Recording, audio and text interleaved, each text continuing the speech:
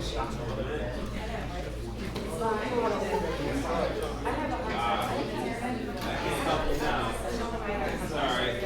Hey, how's it going? I know, right?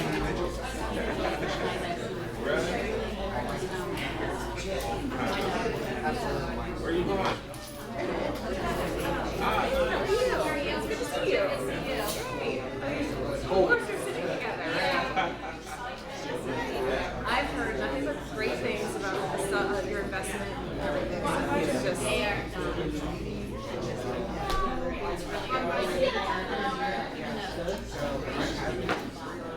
well, it sounds like it's been a great partnership. The investment on both sides. So I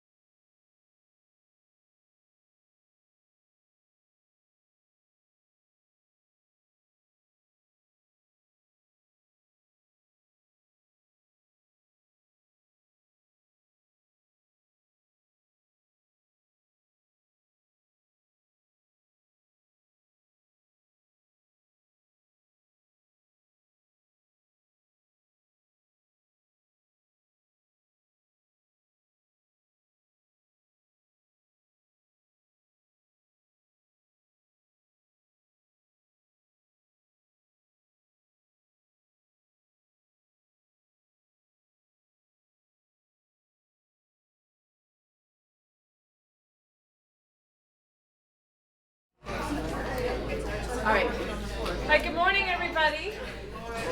Welcome on this day before the July 4th.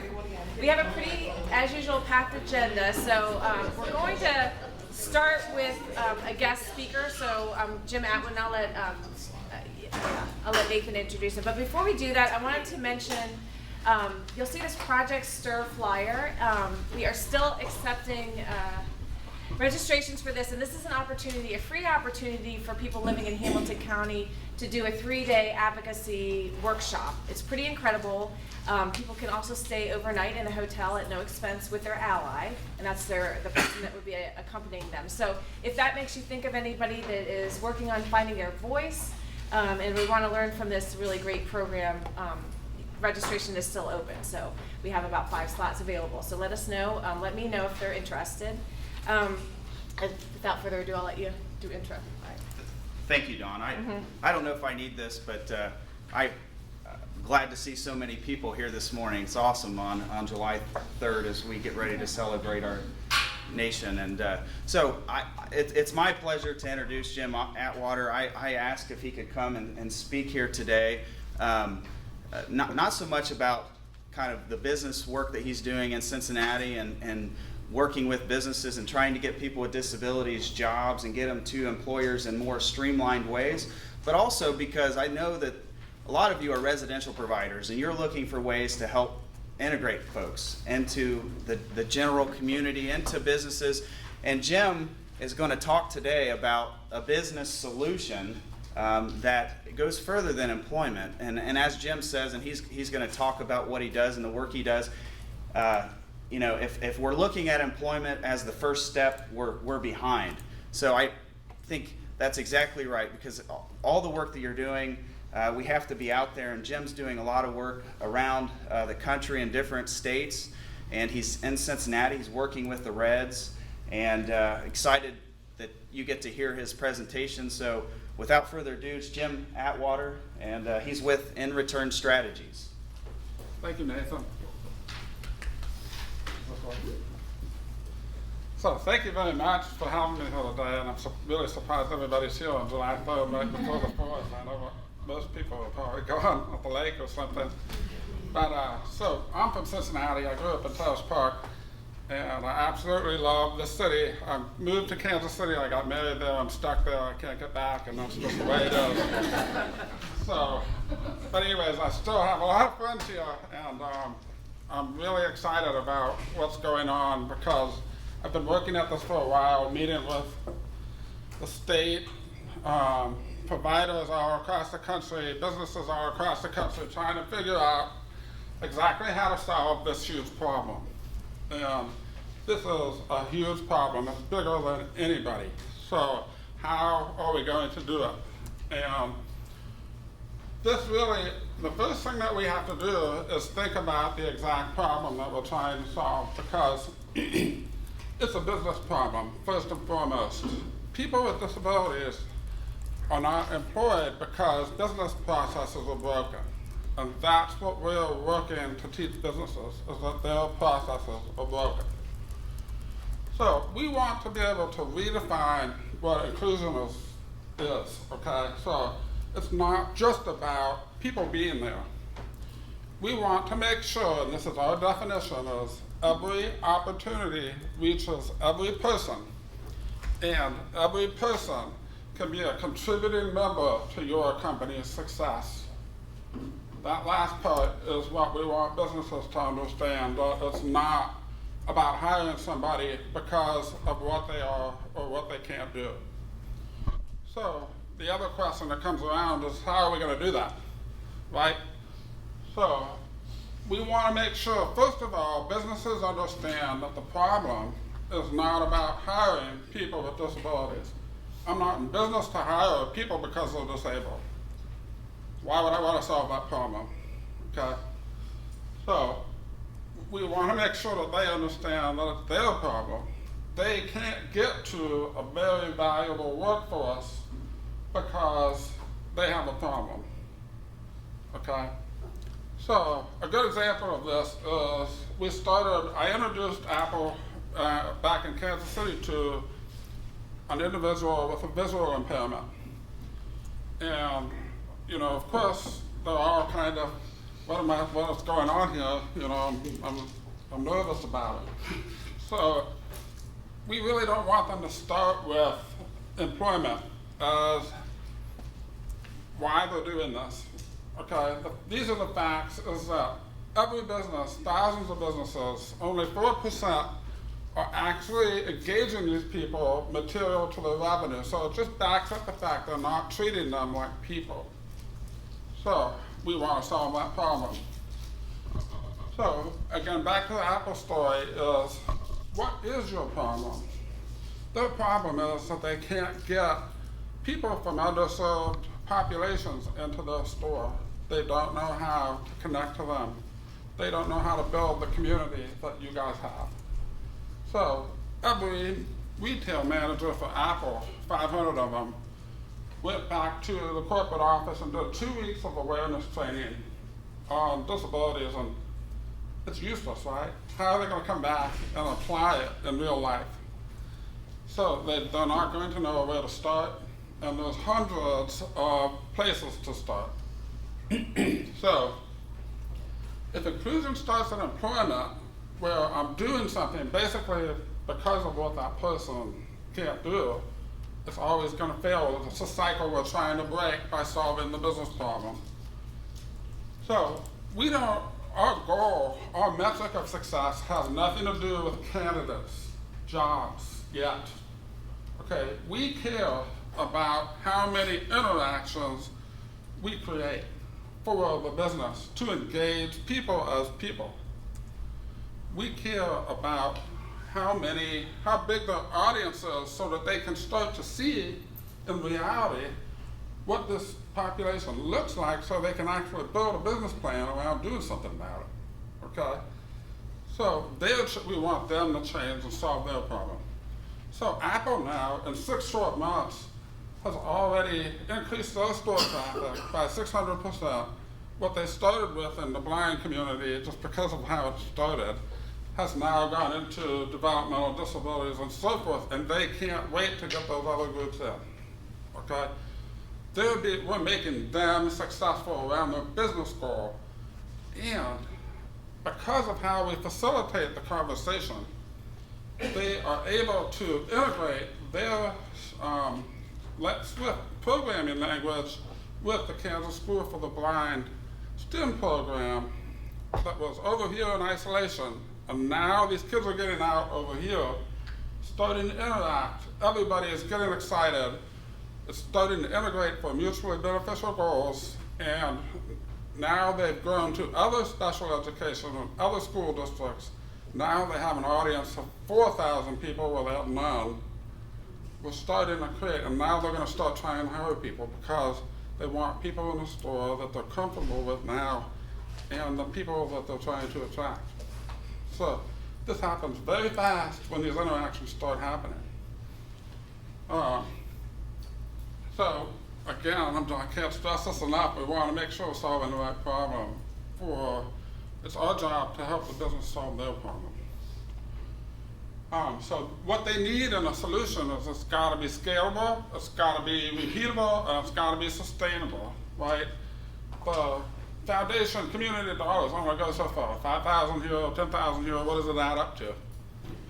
So it doesn't, and that's part of the problem, is how do they build the audience and the plan to build sustainable, not because these people have disabilities, but because they're engaging them in their products and starting to learn. So Marriott is another good example. They've committed 15 million volunteer hours to these populations over the next 5 years. What are they doing with it? The company thinks they're doing something good with it. But if you talk to the people on the front line, that's a whole other full-time job just to figure out what to do, right?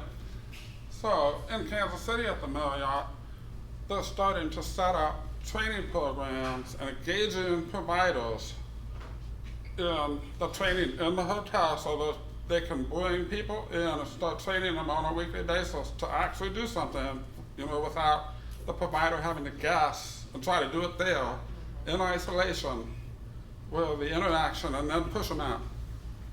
So we want to change that process. And so this is just another part of the fact is that if I'm a company, I've got limited resources. I can't connect to all of you. I have to have a sustainable, scalable way to connect to you.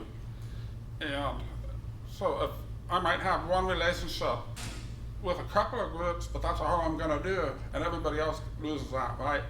It's a small pie right now because of that fact. And so finally we want to integrate these processes, and I'll show you how we do that on a very simple, basic level, so that companies don't build just inclusive programs, but the whole company can be inclusive. That's the other important part, is that anybody can do it, okay? And we want to make sure that at the end of the day, people with disabilities can actually be contributing members to a company's success. That's the other half of our definition of inclusion. So, we're a technology company. We're putting in a platform. It's just like any other social network kind of a thing with tools for two sides to engage. We don't connect companies to people.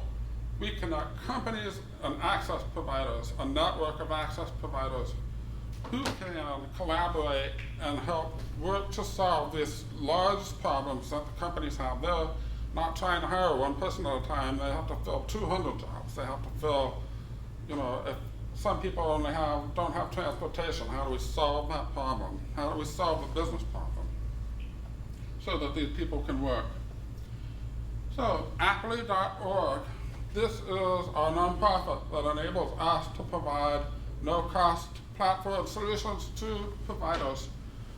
So, and it's really simple. You simply go to Appley.org and sign up. You get dropped into a chat environment, and I'll show you some of the tools in a minute. So that's what it looks like. You can go and sign up. There's also a button up there where you can refer your peers, you can refer your business partners to In-Return Strategies.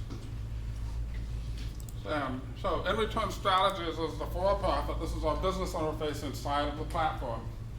Well, they're paying us to help build this community, okay?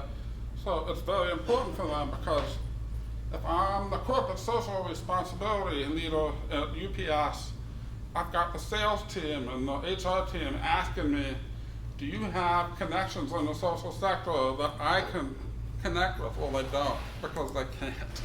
So trying to solve a big problem to get you connected to not just simple jobs, but real business partnerships.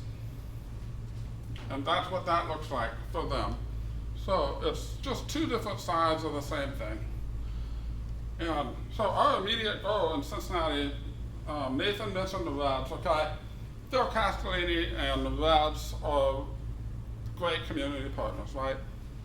They're doing everything they can. And people come to them all the time, probably not because it's a match, but because they know we're gonna say yes to something. So Phil gets that. He gets the process.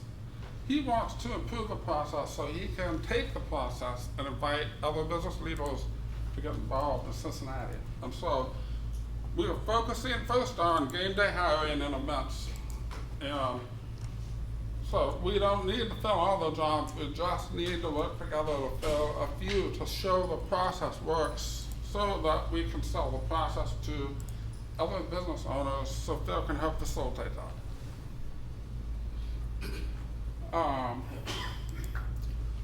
So if you go and sign up at Appley.org, and we can collaborate together around this single problem to start to solve bigger problems. We're just here to connect you guys to companies, to opportunities for your people. That's pretty much it. Okay? We want to make sure that companies understand they can't connect to the variable, which is the people they have to connect to the providers, which is you, for this to work. You guys provide all the information that helps them be successful. You provide the support and the information for the person to be successful. You've already got thousands of solutions. We're not trying to recreate those. You know, Easter seals with the matching capability for jobs and individuals. We're not trying to recreate any of that. We're just trying to connect it, okay? So that was that, and I'll show you real quick just how hopefully simple this is.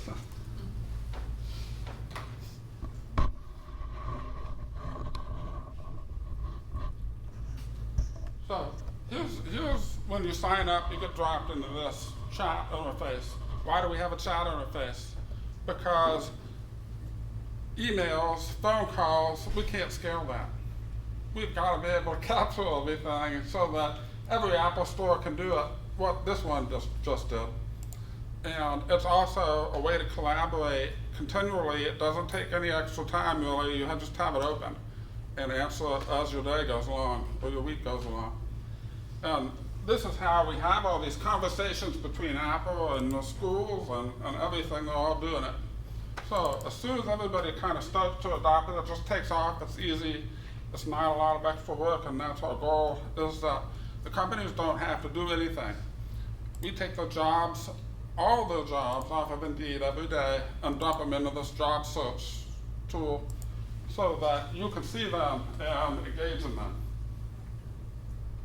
So here's just the ads pulled up. You can sort through the companies, the area, whatever you want.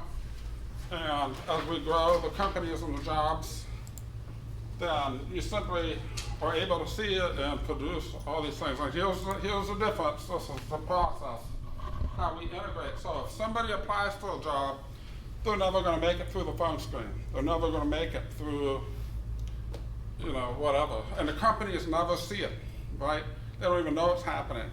So with the labs, they said to a provider from Indiana, they said, "Are you an Apply.org? That's how we do business." So they went there, they signed up. They recommended a PO. Before the PO, they signed up for Apply. They had somebody apply for a job. Well, guess what? Turns out it's a seasonal job. And we all said, no, we won't support that. So now we're collecting data that the companies are going to need when it happens hundreds of times. They're going to say, "Hey, state, why can't I get to these people?" Okay, but we want the companies to do that, not you, not the people within the state. That's never going to change it, right? We want the company demand to do it. We've got to have the data. So all we're trying to do here is when a person applies for a job, they'll apply through the regular process, and then the providers supporting that person fill out this candidate submittal form. It takes 3 to 5 minutes to provide what we call social data on the candidate, aligned with what the company needs to know. How do I interview this person successfully? How does my team onboard this person successfully? Is there sensitivity training? Where can I get it? Do they need accommodations? Where can I get it without having to think? Because they won't. So we're trying to get this stuff built in and integrated with their processes. And so you just fill out this candidate submittal form. Most of it's pre-filled so that we can match up the candidate with the job that they've already applied for. And more importantly, we want them to know you, because they're going to call you, they're going to talk to you about any questions they have. So if you have somebody with autism and you explain how to best communicate to this person, they might have a question. And that will all happen in this chat room that gets set up, because your information gets dumped into their chat room. So this is, how do I interview? We have a blind person come in. All they needed really was their own magnifier glass. The company just wants to know, because if they don't know, they don't know what they don't know. And so it's always, what don't I know? And they don't do it, right? So this, again, is a bid search. It's the same thing. We're going to start dropping in things like the Apple Store stuff and the residents and all this stuff so people have opportunities to volunteer. We just need to get them engaged in the real world where companies are doing stuff so that they grow comfortable with people and can start interacting and overcoming things. So Fifth Third Bank, the first thing that they thought of was financial literacy. That's our sustainability program. That's what we want to help engage the whole population in, but we're not engaging any of these people, these families. So that's what they want to start doing, okay? So we're just here to help the business understand their problem and enable these interactions with you. So that you again will have a chance to submit your opportunity to communicate directly on a real-time basis, not because you're bringing them somebody with a disability, but for a purpose that they've established where you can add direct value to. So that's basically it right now. We've got a lot of things in the pipeline. We work with National Down Syndrome Society. I was here for the CEO Roundtable, and so we're working with them. We work with the USO. We work with formerly incarcerated opportunity youth. It's all the same process. And the businesses want to be able to connect to these populations. We also have a partnership with the Points of Light in Atlanta, Corporate Services Council.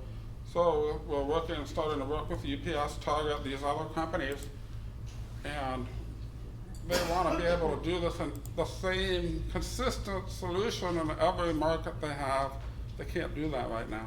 It's a state by state, city by city job, somebody else's full-time job. So I think that's it. Does anybody have, thank you again. Does anybody have any questions?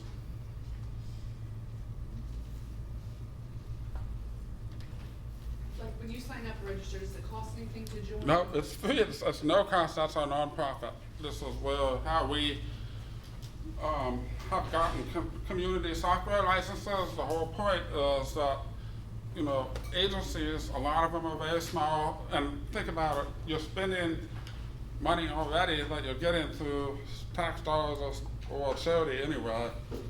So we're just trying to make a shift to a sustainable way to give you a piece of connection. Thank you.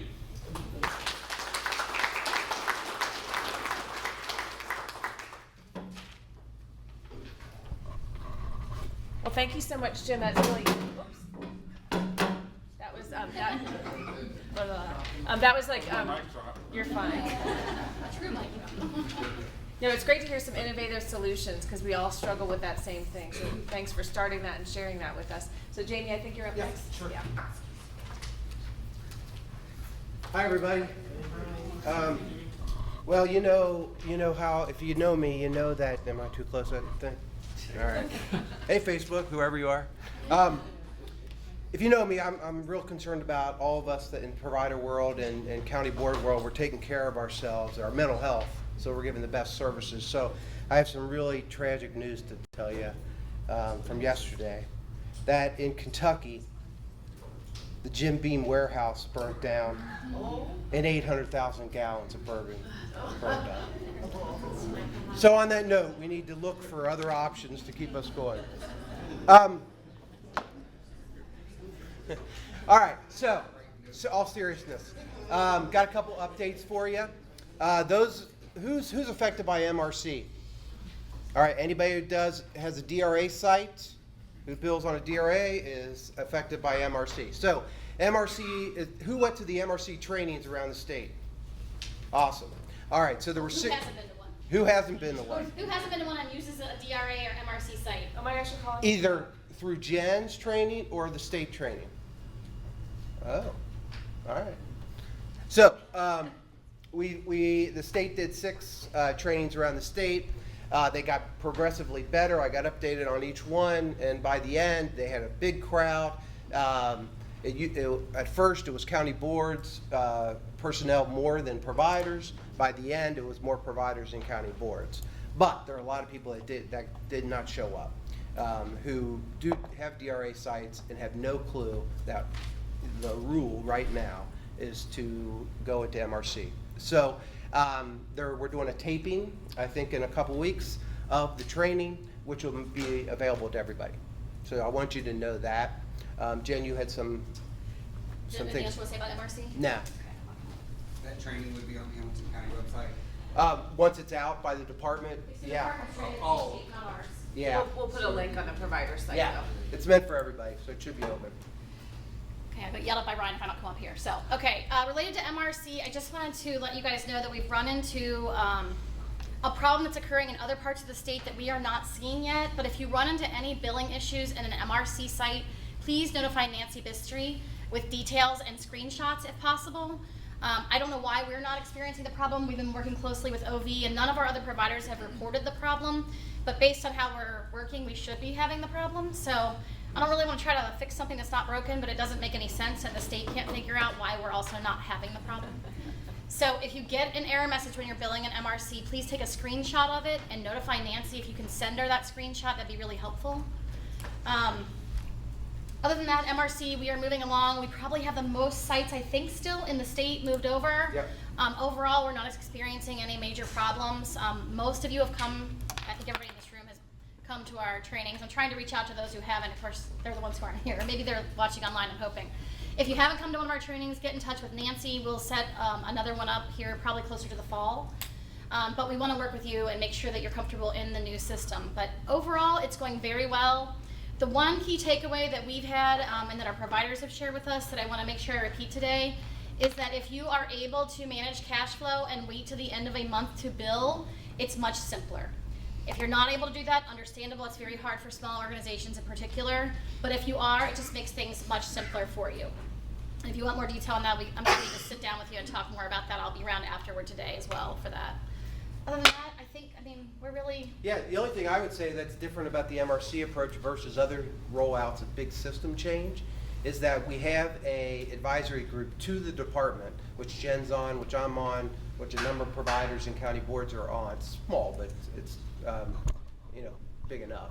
And we're going to continue that. So we're going to get this right. So as things come up, as glitches come up, this group, it'll go in front of this group, we'll come up with a fix, the department is willing to do it, which is highly unusual if you haven't been around. Usually, this is what you're doing, good luck. Yeah.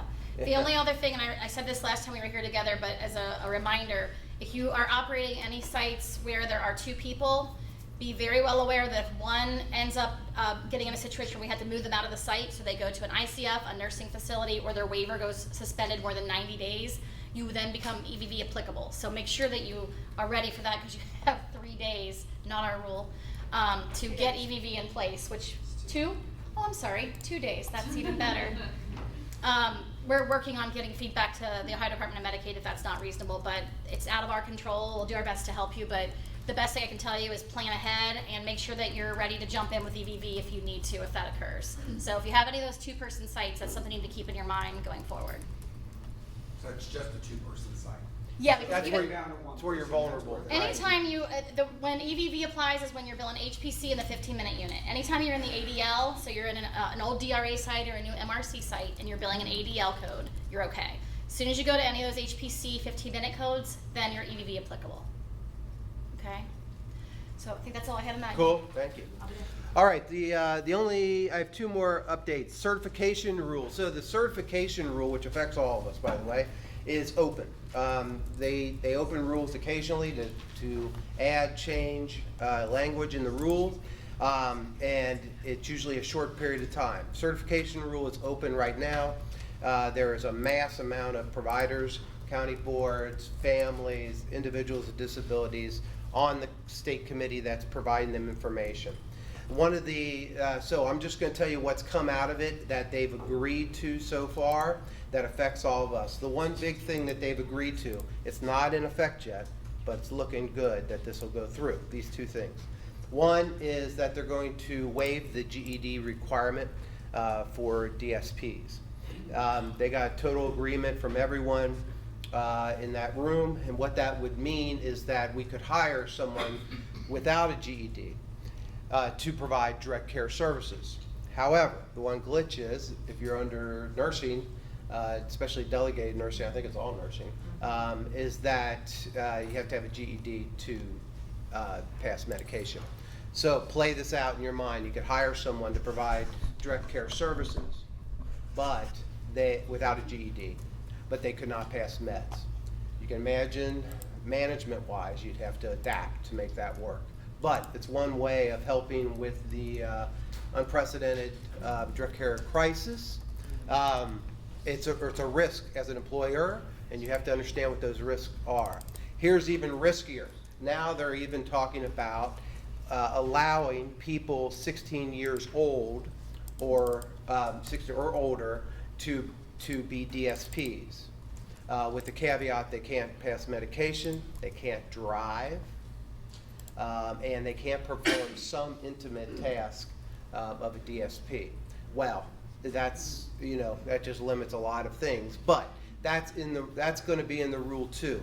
That one you got to be really scared of a little bit, because we all know that you can get in situations where you can't leave that person alone, you know, with folks. So they're always working with somebody. There may be a situation it could work, maybe it wouldn't. It'd be up to you as a business to either take on someone without a GED or someone 16 years or older if that goes through. Okay? So those are the two big areas that they've been dealing with the past month or so from the certification rule. Any questions on that? Because I don't have any answers other than it's happening. Okay, so we all know that a statewide plan is in the works. What I'm hearing from the department is that they're moving ahead pretty quickly. They've assigned Kelly Miller. Kelly Miller used to be in charge of licensure and all those mean people from the state to come down and nail us. She is now in charge of pretty much the statewide plan. I guess my only thing to say to that is, as they roll out, if you have the opportunity to be involved, to give feedback, it's a pretty good darn idea to make some time to give feedback. Okay? This is a statewide plan, the same plan from county to county to county. Just as Hamilton County just went through, just developed their own, it'll be a new one eventually. It'll take a while for that to do, but get involved. If you hear about it, find out more about it. This affects the individuals that we serve and all of you. And I think that's it. Unless anybody else has any state questions. Budget. I'll give you a quick update on the budget. I wish I could tell you that the budget was passed. If you heard already, the budget was not passed. The committee the last committee that handles the budget before it goes back to the governor could not agree on a couple different things. The good part is it was not about any of our issues. So it's not official, but it's still looking good that we're going to be getting a additional raise in direct care wages, and that would start January 1st, and then a formula for the year 2, which would go up over $13 an hour. And that's still, that's the plan, and it's still working. On-site on-call will be, according, if everything goes right, will be funded at the level of minimum wage. So we're paying minimum wage now. We'll finally start getting reimbursed minimum wage. That's part of the plan. Non-medical transportation was originally off the House budget. The Senate basically struck the language that the House put in there. The House wanted us to create a committee to look at non-medical transportation, even though we did it for the past 5 years. So they took that out. That means non-medical transportation has a good chance of going through with the budget. It would just be up to the department to figure out how it's going to work, and most likely they're going to go with the plan that was put in place, which is an increase in all of our transportation rates. I'm gonna cover details. With a couple details, right. We have any ICF providers? One ICF provider. Of course, Greg, there are some ICF issues in there. One is to fully fund the funding stream that's already been decided, which there wasn't money funding it before, which is good. There's something about bed tax. I don't run ICF, so I don't know if this is all Greek to me. Bed tax is put in there, and then something else. Oh, the other big one that affects the county boards is that there's 2 different versions, and we're hoping that this gets straightened out before the budget is in place. And the one version says that every county board, at the time that someone's asking for residential services, will receive a whole menu of residential services available, including the ICF. That's never been that pronounced before. This will be in rule, and we'll have to do, that'll be part of it. The other language goes a little further, which basically says you gotta tell them about an ICF every time you make contact with somebody, which is kind of ridiculous. So we'll see what version comes out. All right. I think that's it. All right. Happy 4th of July. Wait, Jamie. Yeah. One quick Yeah. question. With the state considering relaxing the GED Mhm. situation, that's really not going to help a lot of us because 90% of the people we serve take medication. Right. So what's the possibility that you guys could go back to the table and if the staff passes the medication administration class and pass the test, why wouldn't that be sufficient? I'm Well- gonna repeat the question because they're having trouble hearing. The question is, could the group go back to the state and ask them to reconsider the issue of GED and passing medications? It's not up to our state office is the issue. It's the Board of Nursing, and I can assure you they're not gonna budge. Board of Nursing handles that. But we have some ideas on that. Okay. So if that goes through. We tried. We're already working on that, but we have some ideas about trying to increase the use of remote monitoring devices that can allow people to take their own medication via these devices. One's called Olivia. I think I've talked about that in here. So that you wouldn't have to have staff who are certified. We're working some details of that out before we roll out more. We are doing a few test sites right now, but there are some options out there using technology that might reduce the need for you to have your staff at a level where they could get that MedAdmin certification. So stay tuned on that. It's a tough one. And it, really, bigger agencies are the only ones going to benefit by hiring somebody who can't pay its medications because they have the coverage to make that work. We can use that technology that Yeah, makes it even and the better. technology, right, may do. The only other, I do one other thing. On-site on-call, so I'm a member of a committee that's looking at on-site on-call, includes county boards, all the provider networks, the department. And that is having a statewide assessment for on-site on-call. So right now, some counties have assessments, some counties don't, majority of counties do not. It's a discussion about how much on-site on-call an individual needs. We're looking at trying to do an assessment so it's equal across the board, across the state. It's in planning, so nothing's ready to roll out yet, but the department is supporting that. It would also spit out if someone could benefit from remote supports in certain areas, which is kind of cool. So it's updated. It's not just about on-site on-call, it's about other supports too. That's it. The tool they're developing is pretty cool. We've tested it out, and it's got a lot of potential, so we really like it. Okay, a couple updates for you guys. I always try to keep you aware when I know there's waiver changes coming. So Jamie mentioned a couple things. I'm going to give you a little more detail and just a heads up on some things. The first is a couple things that we're looking at will be a 1/1/20 implementation. Not finalized yet, but if things go as planned, I think it will go. And that is the HPC rate increase.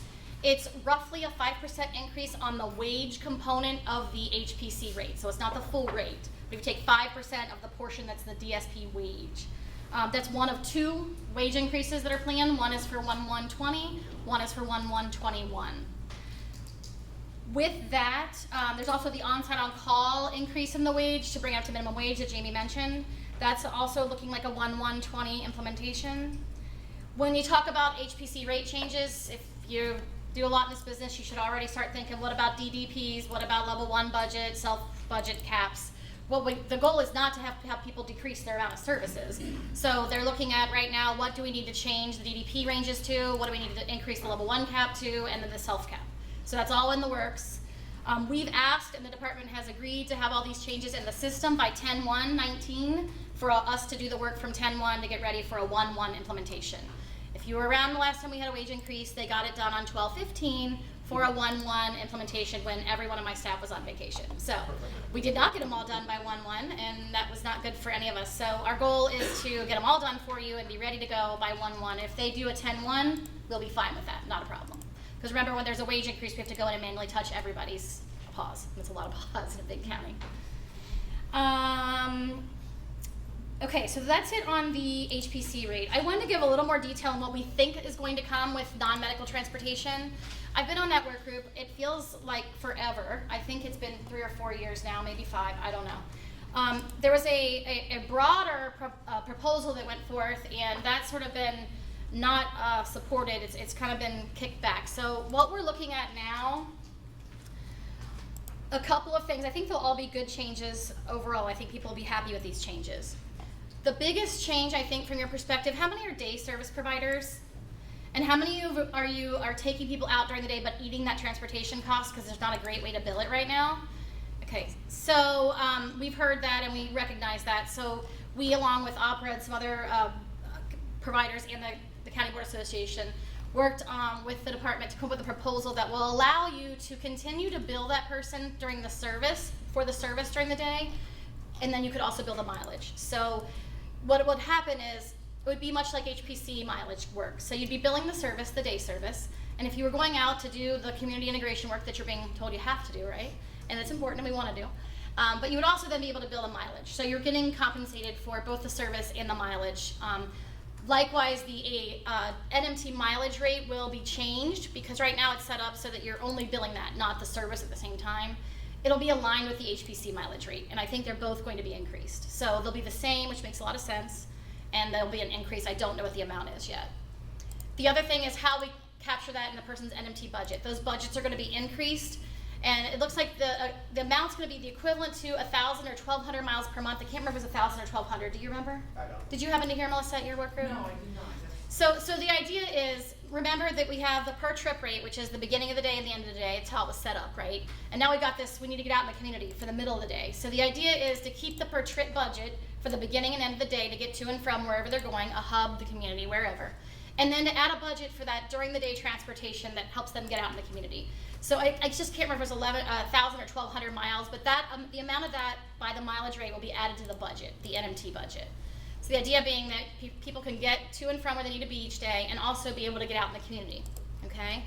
Related to that, the per trip rate right now is supposed to only be used for people who are using a modified vehicle or a larger passenger vehicle. That requirement, well, first of all, people are not following that rule, I'll just say.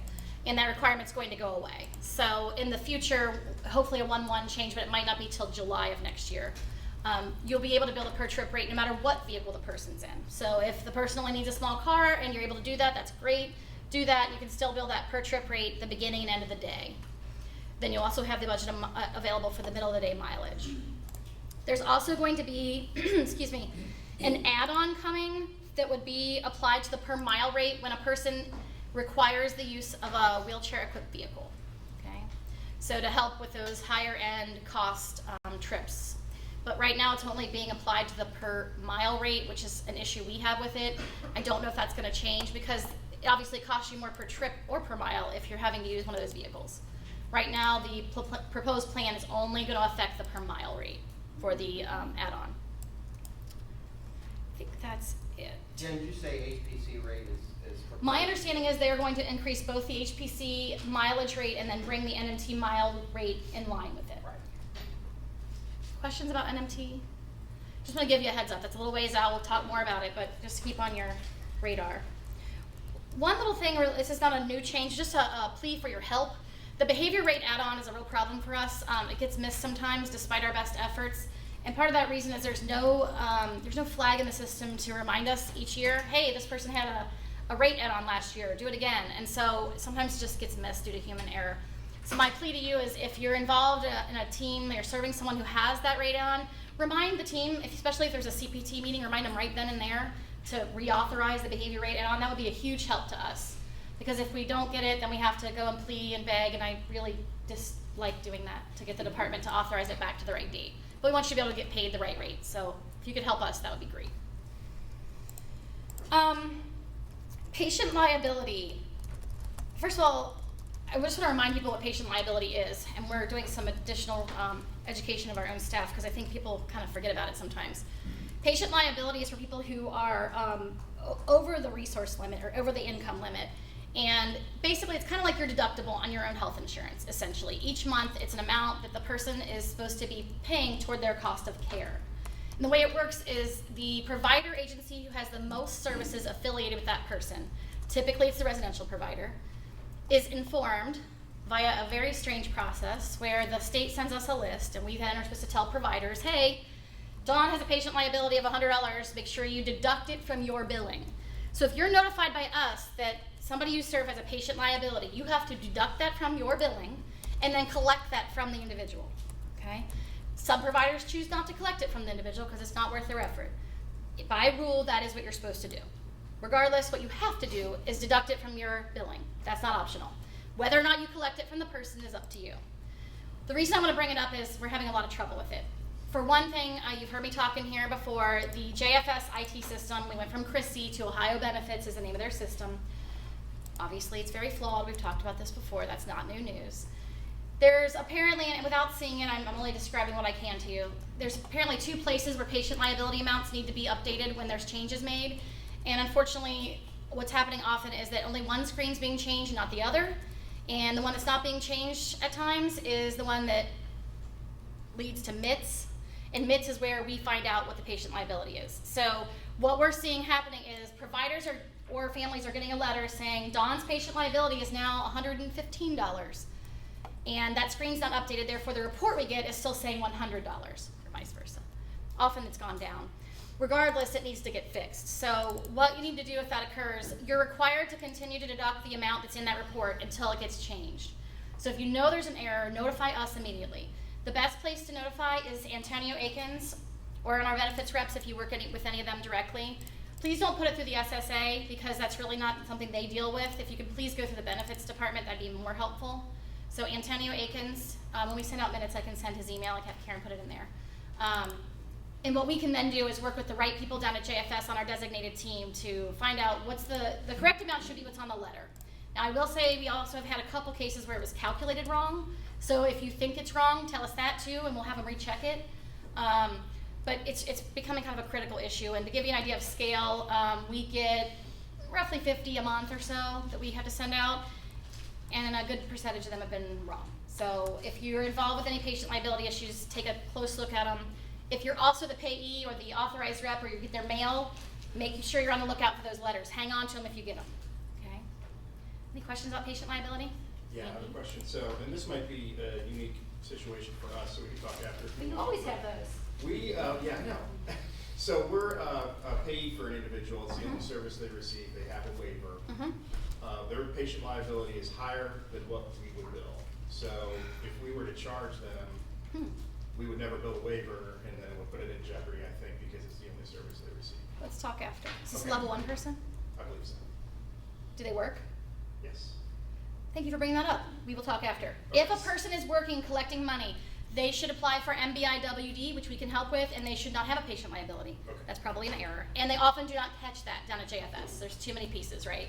So if a person's working, paid job, and they're collecting a paycheck, they should not have a patient liability. But sometimes we have to manually go in with JFS and have them fix that.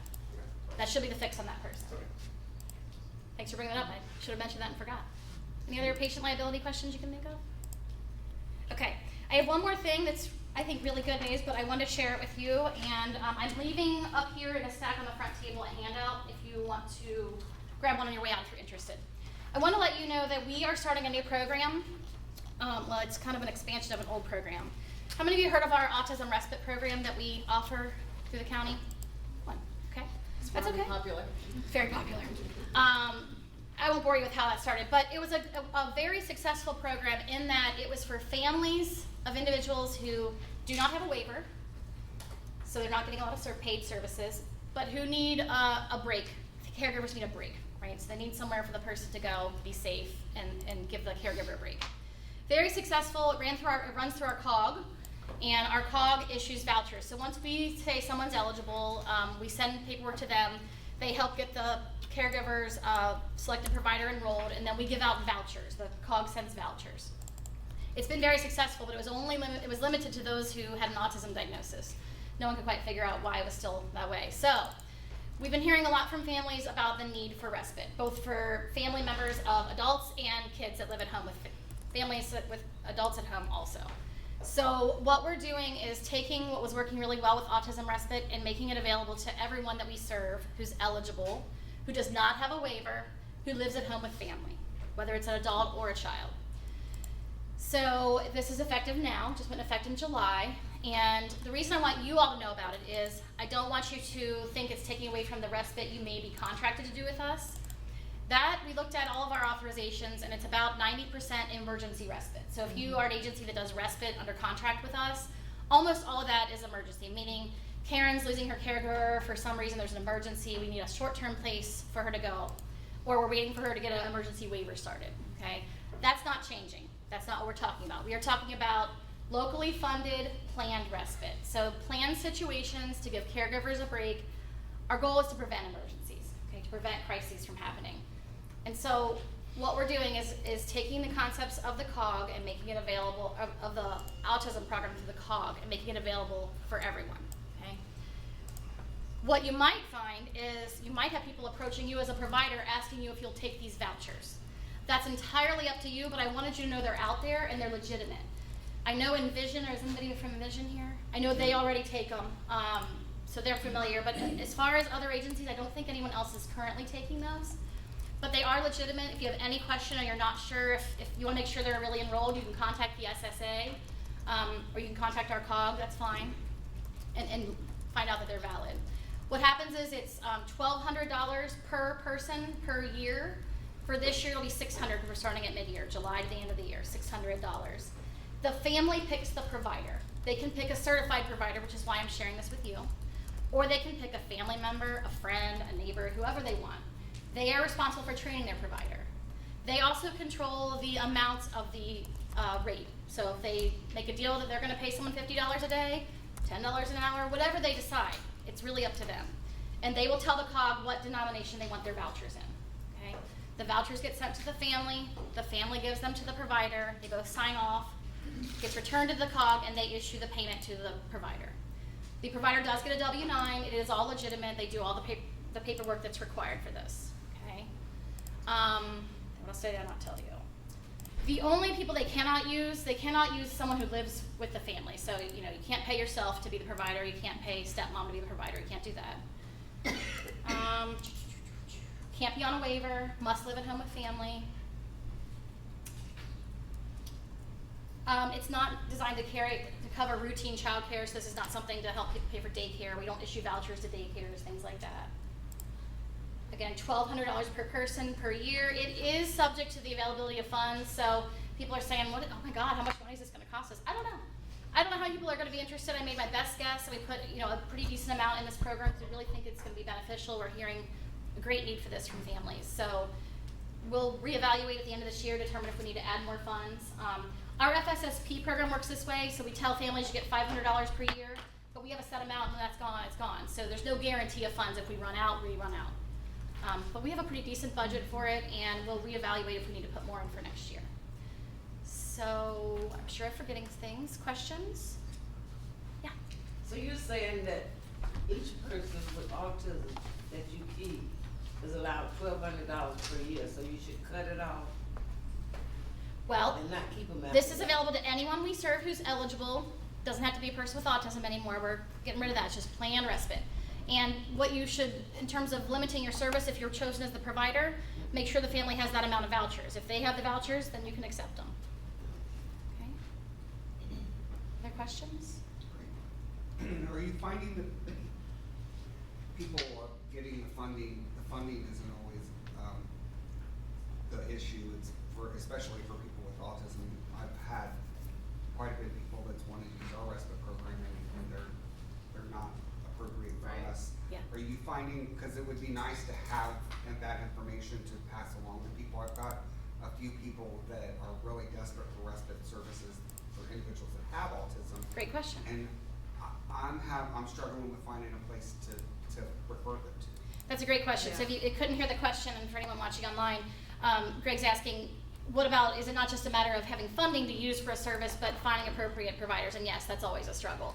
So what I can say for that is, it's not entirely going to help with this, other than I can tell you a few providers I know are willing to do it. I know Envision has a number of providers they specially train that can do this, particularly for kids. That's something we're working on. We have a grant.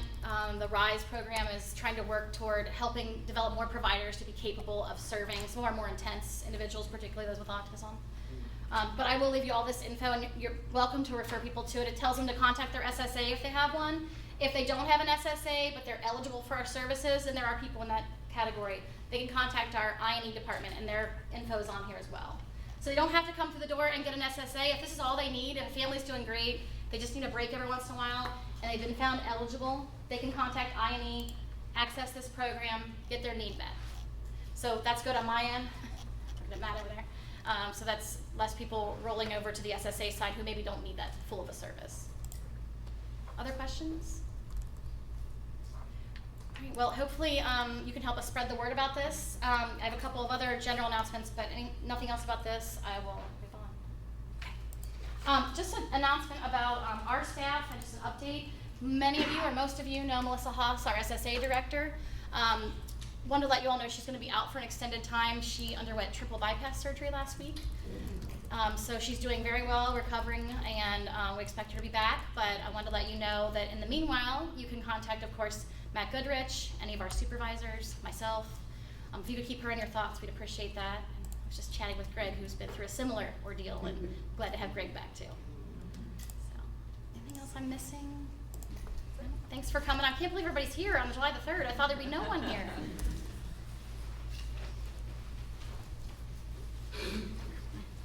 I just have a few very, very quick things. Anybody been to the DODD website in the past week or two? Anybody shocked and slightly disappointed by the changes? Yeah. So we found it hard to find things that we routinely find, but it's getting easier. The rules have been a challenge. As you go through those, there is a spot where you can get them listed like they were in the old version. So if that's an issue you're having, stop by and see me and I'll show you on my computer on the way out of how to access that.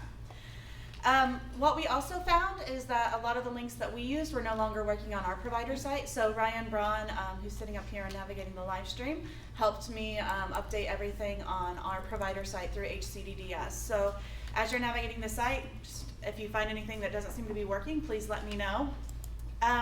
Along those lines, some updates were made recently to the progress report for employment. We are now asking for wages for vocational habilitation for providers that provide employment services, so vocational habilitation, individual employment support, group employment support, and career planning. Those progress reports are required to be completed annually and given to the SSA at least annually. So please make sure you're using that new version. I included it with the agenda that was sent today. I'll include it with the minutes that I send out for today's meeting, and it's also on the provider website under compliance. So please begin using that and giving it to SSAs when they request it during the continuous plan review or the My Plan meeting. The final thing I want to talk about, July 1st, the background checks rule changed and some changes went into effect. So just some highlights to remember. I also sent out these attachments with the minutes, or the agenda, and I'll send out with the minutes. The first is that RAPBAC, make sure you guys are enrolling staff in RAPBAC for agency providers. There is another requirement for a check that needs to be made. It is the Ohio Department of Medicaid Provider Exclusion and Suspension List. I hear it's a very advanced list that's kept in Excel, so that's going to be a good one to look at.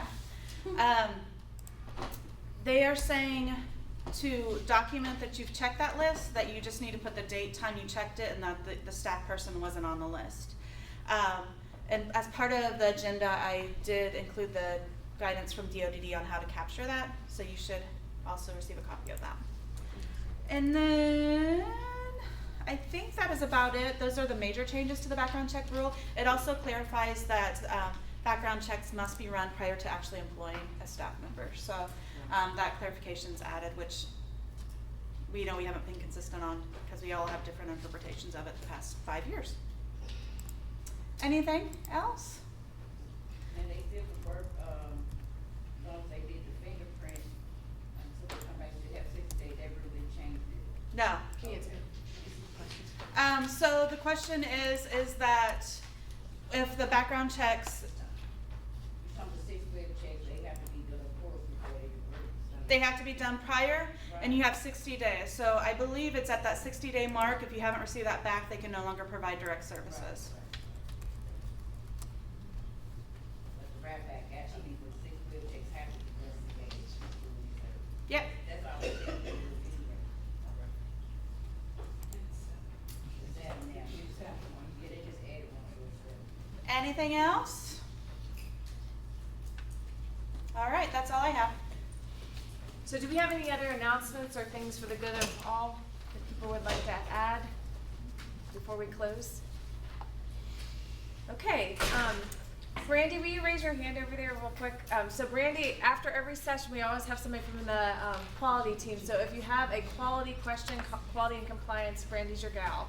And you'll be sitting outside? Okay. And please stay and say hello to somebody maybe that you haven't met before, and have a great 4th of July. All right, take care.